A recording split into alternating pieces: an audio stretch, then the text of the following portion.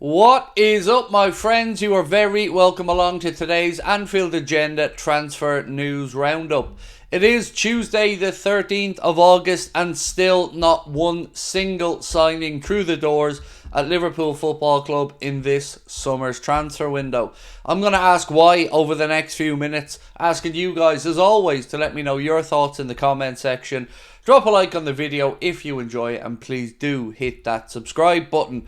We will be recording with David Lynch. That video will come out at about 10:30 tonight, so do keep an eye out for that one drop. And I'm going to be asking David all your burning transfer questions, including what the hell happened with Martin Zubimendi, because that is a catastrophic failure for our summer transfer window. Right now, according to many journalists, we're staring down the barrel of going into the new campaign without a single signing. But don't worry though, we have sold someone, so we did bring in money for FSG's bank accounts, but apparently buying somebody, well, that's a big deal for our owners, but not for other football clubs.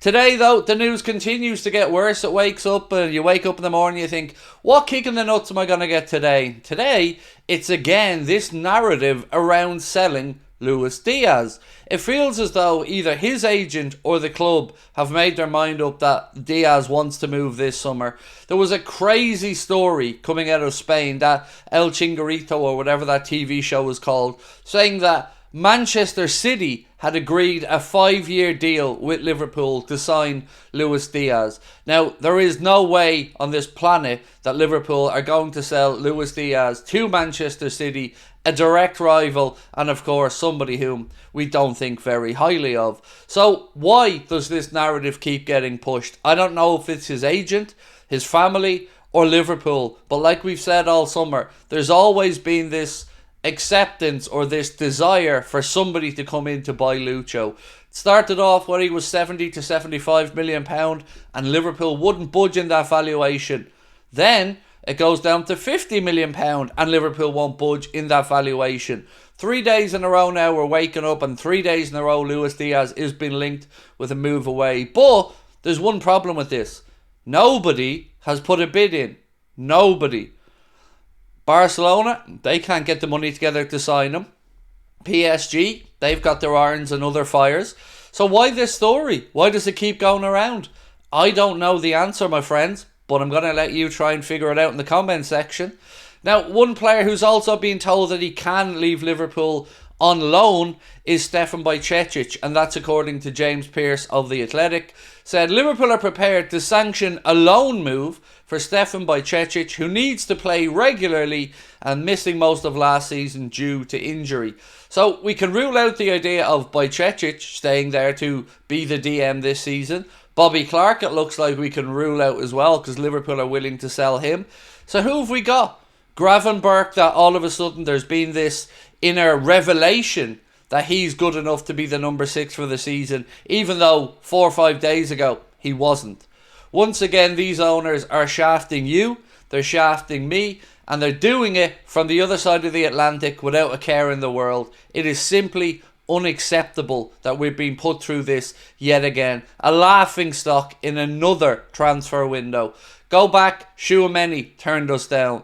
Then it was Caicedo turned us down. Lavia turned us down. Now Zubimendi turns us down. Whatever it is that Richard Hughes and Michael Edwards have been doing this summer, they failed. It's not good enough. We cannot expect to go into a season and compete with Arsenal and Manchester City by weakening our squad. Yes, the owners have lots of money in their bank accounts now. 18.5 million saved on wages last year, and about 30 million quid in transfer fees and sell-on clauses paid in this summer. But yet we are still sitting here with 2 weeks left in the window, with no signing, and the league getting underway this weekend. We've got to start speaking up, my friends.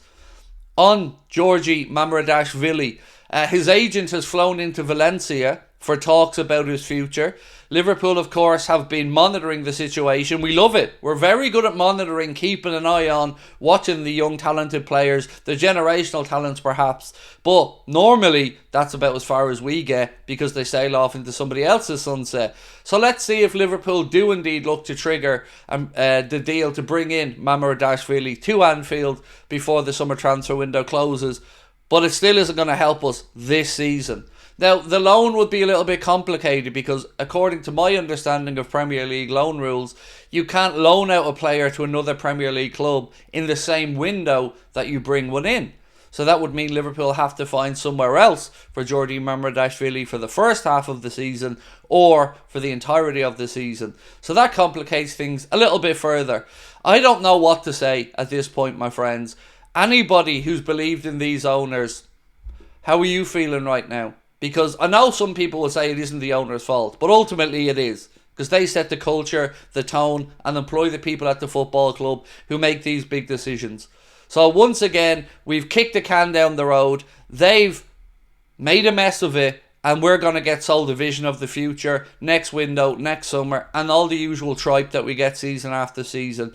If you're okay with finishing somewhere between 3rd and 6th, that's okay. You can sit back and not argue. This video is not aimed at you.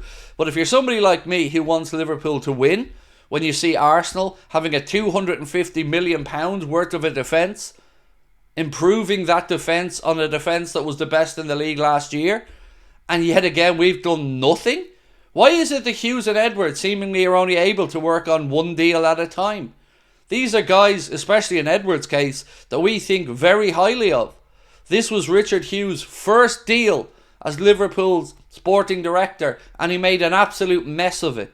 Whether you believe, like we all do to be fair, that the player had given his word, why not trigger that clause quickly and move it along? Giving him time to think and dwell on the decision is a big part of what factored into him not coming. So, as we sit here right now, it's 5-4 as I record this, with 2 weeks left in the transfer window, nothing. One of the only clubs in all of Europe's footballing leagues, in the top ones in particular, not to make a signing. And we're supposed to trust, truly, that these owners have ambitions to win. That Arne Slot isn't being thrown under a bus here or being used as a sacrificial lamb.